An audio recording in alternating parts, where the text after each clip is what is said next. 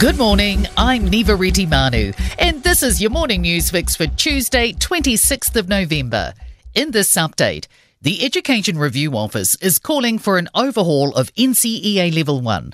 Its review has found the majority of teachers and employers believe it's an unreliable way to measure knowledge and skills. Education Evaluation Centre head Ruth Shinoda says less than 3/4 of schools plan to offer NCEA Level 1 next year. She says we need to look at all three of the NCEA levels together and decide if Level 1 is even needed. If we do stick with NCEA Level 1, we need to increase the consistency, reduce the variability so it's an equal amount of work, and put more weight on assessments later in the year so students keep studying. Concern is some schools won't have their new maths workbooks when the new curriculum starts. Structured maths and structured literacy both start from Term 1 next year. Education Minister Erica Stanford has confirmed some schools will receive their order during Term 1 rather than before it. NZEI President Mark Potter says the process will create more unnecessary stress. Universities are experiencing increasing student interest in artificial intelligence degrees and courses. Masters of Artificial Intelligence degrees are now running at multiple universities, with many other undergraduate and postgraduate courses and related papers also available.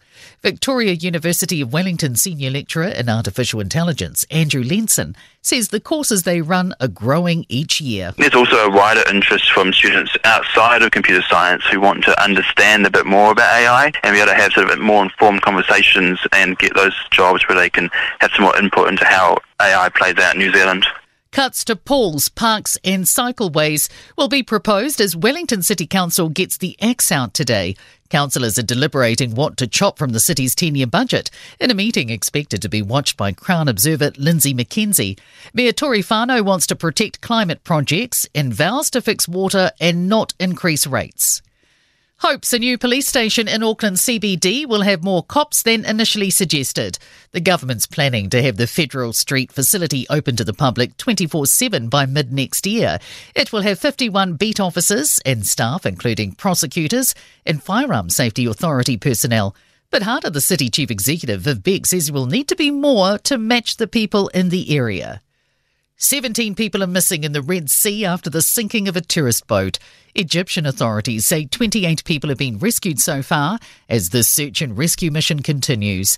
The BBC's Matthew Amroliwala says the boat had left port near Masa Alam on Sunday to begin a 5-day diving tour. There were 45 people on board in total, 31 tourists and 14 Egyptian crew members. And in sport, India have crushed Australia by 295 runs in the opening cricket test of their 5-match series in Perth. 4 more New Zealanders, Glenn Phillips, Mitchell Santner, Lockie Ferguson and uncapped Bevan John Jacobs, have sold via the Indian Premier League auction. Previous big earners Kane Williamson, Daryl Mitchell and Kyle Jamieson missed out. The Tall Blacks have qualified for basketball's Asia Cup after beating Chinese Taipei 81-64 in Christchurch. I'm Neva Manu and that's your latest news fix. We'll be back with the next update at midday from the Newstalk ZB newsroom.